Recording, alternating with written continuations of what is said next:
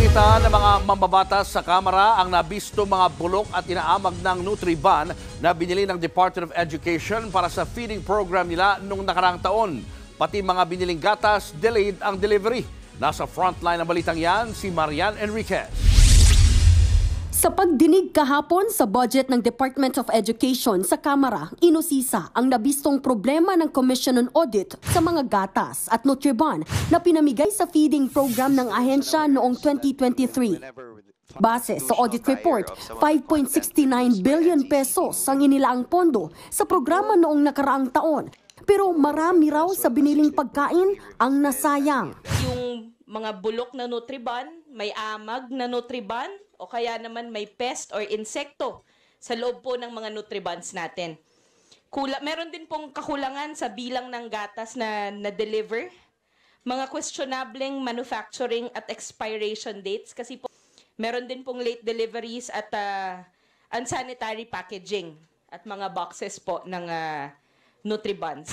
Layunin ng feeding program ng DepEd na labanan ang malnutrisyon sa mga public school. Kaya si ACT Teachers Party List Representative Franz Castro kinondena ang mga nasayang na pagkain.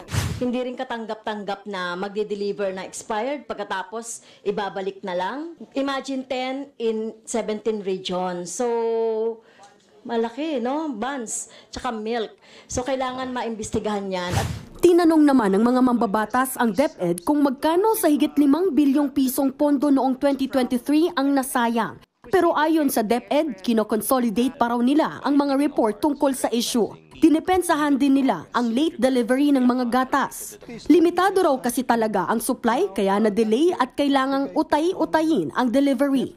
Based on existing records also from previous budget hearings, our capability to supply milk locally is only at 1%.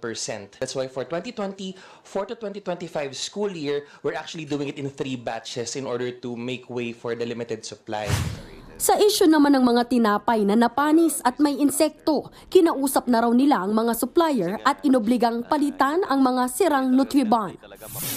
Dahil maaaring may mga lugar nga talaga na walang refrigerator, suhestyon ni House Committee on Appropriations Senior Vice Chairperson Stella Kimbo na baka maaaring maglagay ng special provision sa General Appropriations Act o GAA para palitan at magrekomenda ng substitute sa gatas para maiwasan na yung mga insidente na napapanis at nasasayang ang mga ito, bagay na pag-aaralan daw ng Department of Education. Binigyang diin ng mga mambabatas ang epekto ng malnutrisyon sa kakayahang matuto ng mga mag-aaral.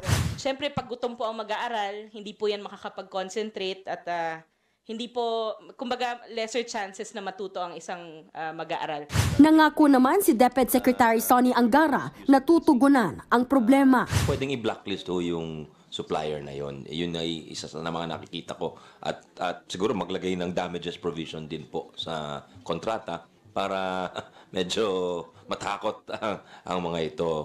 Nagbabalita mula sa Frontline, Marian Enriquez, News 5. Mga kapatid, Julius Babaw po. Iba na ang may alam at may pakialam sa panahon ngayon.